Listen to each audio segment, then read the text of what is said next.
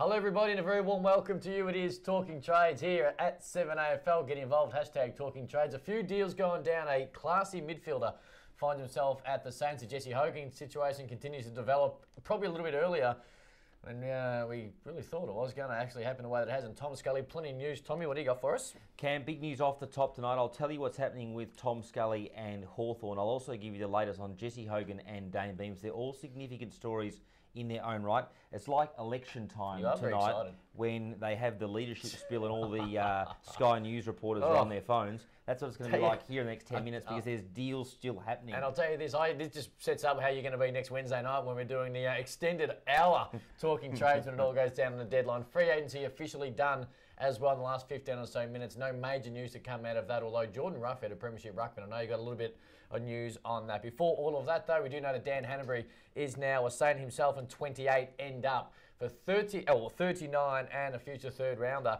Settlefield, who 2 years ago was a number 5 draft pick, obviously a couple of ACLs on the back of that, only played the 2 games. Himself and 71 end up at the Blues for 42 and a future second. Tyson and Bruce, well, they just changed clubs. Tyson now a Rube. Bruce going to match up with training at least, and maybe on the ground. We'll see how it goes with Max Gawn. And Dean Kent found himself at the Saints as well for pick 65. So fair bit going down today officially, but the big story of the day involves Jesse Hogan and Tom Scully. Where do you want to start? Let's start with Tom Scully. We mentioned, I think, on Tuesday or even Monday that Hawthorn was circling Tom Scully. It was obviously in the context of missing out on Shield. We knew they were into Wingard as well. It gathered pace this morning. I said on the hot breakfast that basically there'd been a lot of talks, and it was agreeable with the Giants, with Hawthorn and Scully's people that they were working on a deal, and that developed quickly this morning. My information this afternoon is that he's passed from Hawthorn standards this medical. Now, we know there's issues with his ankle. Obviously, Hawthorn's confident they can get that ankle. There is some talk of bone on bone, some cartilage issue.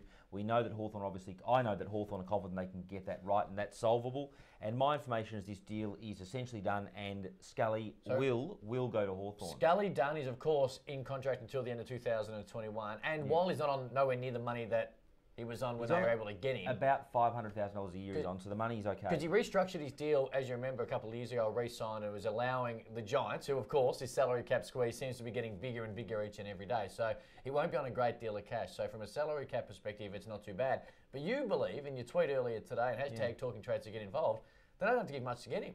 No, this will be a surprise. There's been talk online today of the Bulldogs perhaps offering up their pick 7. There's been all these talk of clubs getting involved and offering up a high pick. I believe the Giants are open to this, and Hawthorn will get him for a pick probably in the 40s or the 50s. There you go. I think that there's pretty major concern about his ankle. He wants to go to Hawthorn. I think Alistair Clarkson's been eyeing him off for some time. And given the nature, I don't want to talk down his ankle because I think he's an absolute superstar. But given the nature of these concerns, I think it'll be a very, very late pick. Then on the back of that, though, why would the Giants be happy to deal with, a pick 50, possibly, just plucking a number, more than a pick 7? The Giants want to clear the money. Well, the Giants get on very well with Tom Scully. I'm not suggesting any bad blood. The Giants want to clear, I'm not trying to be cold. The Giants want to obviously clear the money, and we'll get to the Giants' strategy later, but their strategy clearly is to reduce their salary cap, and in doing so, they'll start with the injured guys. I think you'd find they've even sounded out clubs on John Patton, for example, in recent times as well. He's had 3 knee reconstructions. If someone was prepared to take a punt on Patton, I think they'd be open to that as well. So they've started with the money, starting with the injured players. It's in preparation for something, I think, next year. Not to say that they are going to look to try and get rid of John Patton, but also the fact that Himmelberg played some really good football as a forward line player in the second half of the year, where the Giants essentially, let's keep in mind, they fell 10 points short of beating the Pies at the G, and the team, of course, had nearly won a premiership. All right, that's the big news around Tom Scully. At 7AFL, the poll is up. Where do you believe Jesse Hogan will play his footy next year? Will it be Melbourne or will it be Fremantle? And today, Peter Bell put out a quote to suggest that they are now dropping out of the race of Jesse Hogan. What's your mind? This is a sensational situation. We'll get to a tweet from concerning Tim Kelly just very shortly, but this is a sensational situation concerning Jesse Hogan. Fremantle, Peter Bell this afternoon has put out a statement saying, and we've obviously got the wording there, but basically in essence what Peter Bell said is that they've chosen to stop negotiations with Melbourne, given the fact that they're so far apart, and in his words, they'd basically stop their due diligence from this point on. Now, use that twice. Yeah.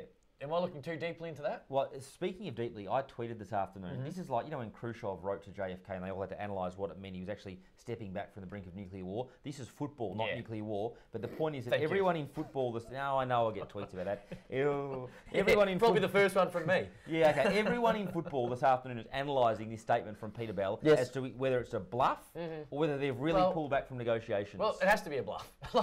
Now I'm not saying... I actually... Obviously, Melbourne are asking for 2 first-rounders, and we've spoken about 12 times on this show this week that it's ridiculous. I think that Melbourne are pushing him out the door. I think he's a star, and he should stay there. Let's just be clear. Fremantle's offering pick 11 and a future second-round pick. Yes. And Melbourne's... Which is unders. Melbourne's rejected that. Yeah, which is fair enough.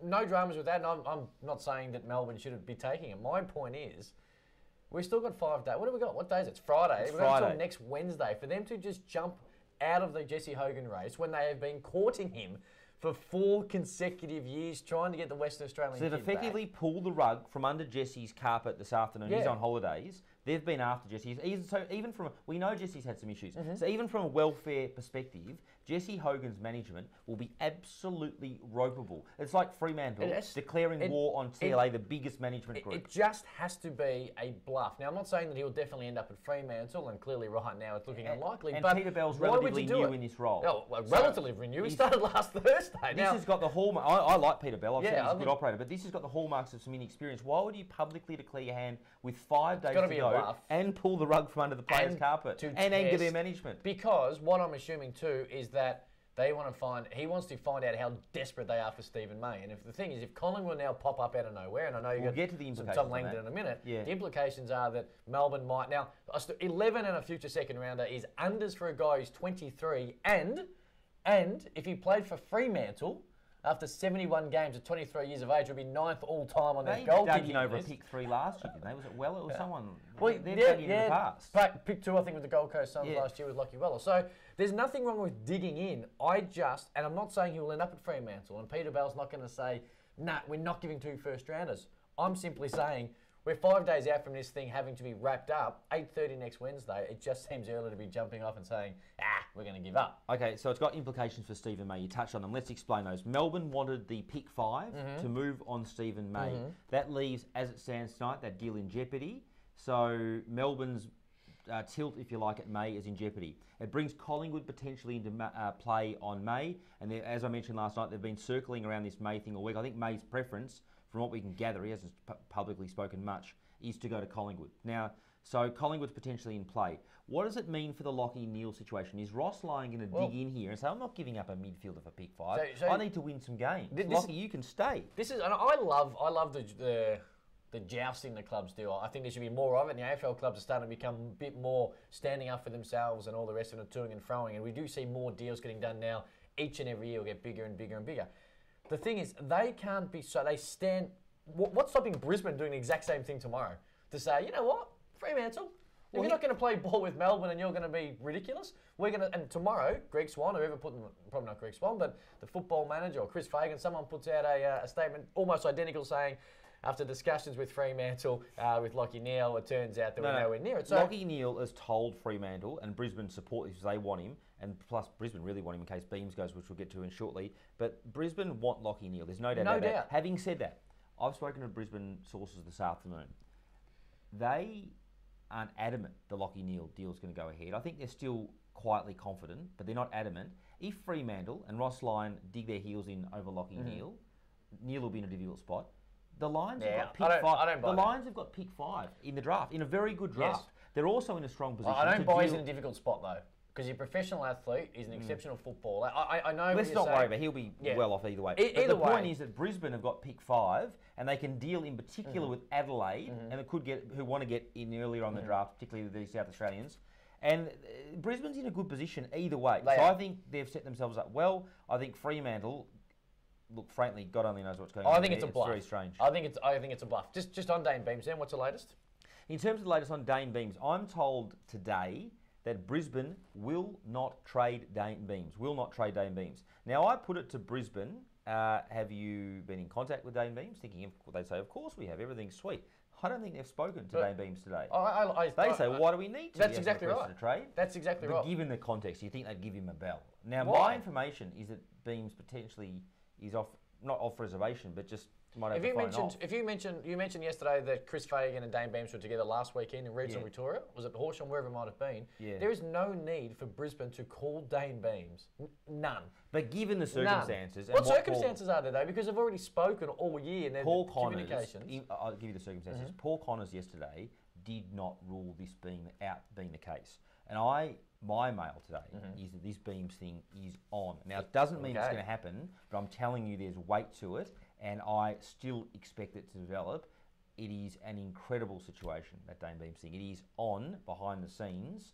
It's just a matter of what happens next. Hashtag Talking Trade to get involved. Of course, yesterday I gave a very short explanation as to what Port Adelaide should do with dealing Chad Wingard to the Western Bulldogs. And of course, 3 minutes later, Chad Wingard nominates the Hawks as his preferred destination, so that worked well. But anyway, what's the latest on Wingard and the Ryan Burton name that got floated last night? Well, the Burton situation is, my Hawks sources say that Burton was floated by Port. Either way, the Hawks have leaned on Burton to obviously go to Port.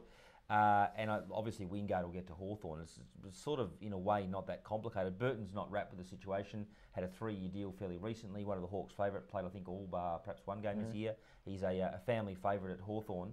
But it just shows you how ruthless Clarko is. He has got Hawthorn's best interests at heart. So he's had Wingard eyed off, I think, since the International Rules Series when he was involved with coaching him, and they're obviously really excited about the situation. So Hawthorn, I think, will pull off a trade double, Scully and Wingard, which will be a pretty incredible situation for a club that a couple of weeks ago a week ago or so was criticised for being perhaps inactive. So Tom Langdon, of course, at the Pies, a 2-year deal you mentioned earlier in the week, the 3-year deal, and he's done a medical at Sydney. What's the latest there? Development. I think Sydney's offer is 4 years. 4 years? Yeah, and up to $600,000 a year.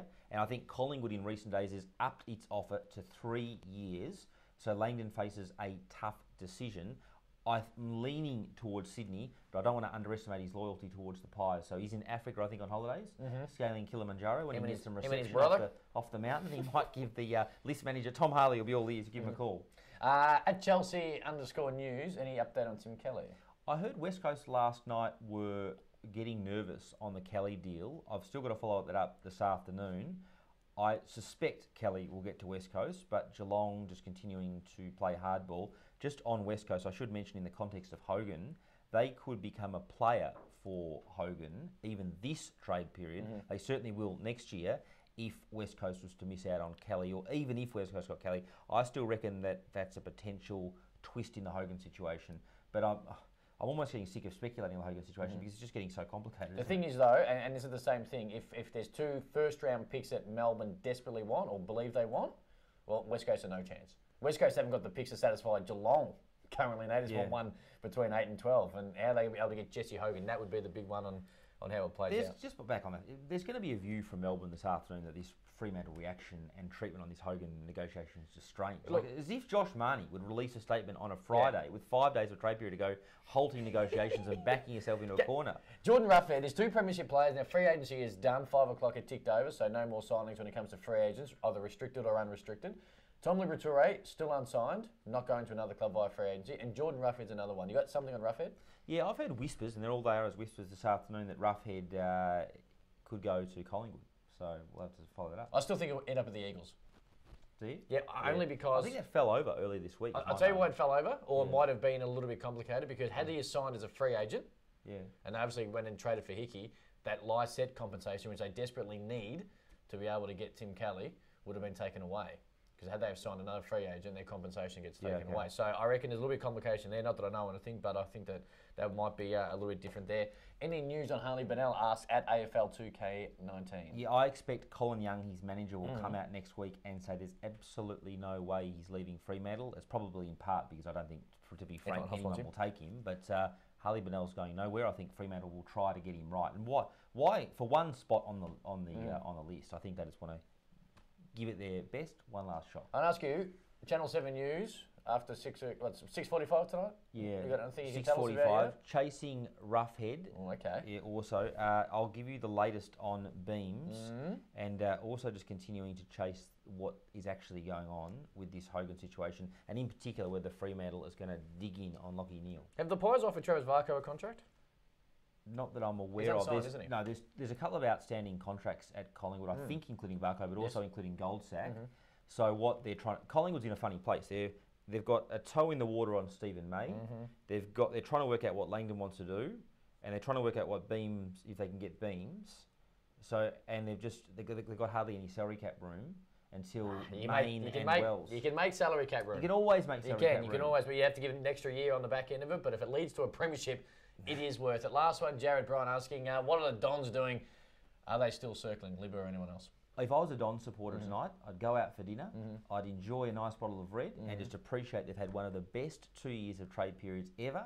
I don't reckon they got. I don't buy this. I don't reckon they got any more money. I reckon they're done. What more could Adrian Dodoro be doing? Adrian Dodoro is a superstar, and to get Shield and how they worked out earlier in the week. Everyone's saying last year, Devon Smith, get him in, wins the best and fairest. Sabra's good. Stringer had his moments. They still missed the 8. They'll be better next year. But it's the same thing. But wait, there's more. You'll win the trade period, but you lose the games. Hanbury ends up as Saints. Settlefields are blue. Tyson has gone to the Roos. Bruce has now gone to the D's. Kent is now a Saint. That's in a nutshell.